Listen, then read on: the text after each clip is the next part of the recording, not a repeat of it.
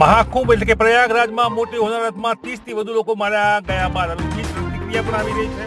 ઉત્તર પ્રદેશમાં પ્રયાગરાજ મહાકુંભમાં થયેલી નાસભાગ બાદ રાજ્યની ભારતીય જનતા પાર્ટીની સરકાર ચારે બાજુથી ટીકાનો સામનો કરી રહી છે.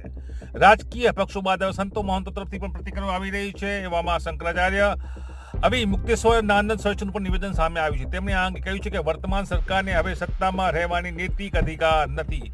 સરકારે વ્યાપક તૈયારી કરવી જોઈતી હતી, થઈ નથી.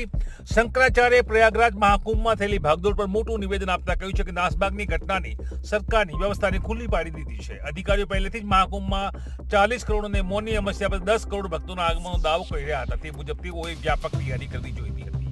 શંકરાચાર્ય ઘટના અંગે વધુમાં કહ્યું છે કે આ ઘટના દર્શાવે છે કે તૈયારીઓ પૂર્ણ ન હતી અને લોકોના જીવ સાથે રમત રમાઈ હતી. જો તમારા ઘેર એક કાર્યક્રમમાં 1000 લોકો માટે જોગવાઈ છે તો આપણે ત્યાં 5000 લોકોને આમંત્રણ ન આપવું જોઈએ. મહાકુંભમાં આવું બન્યું છે.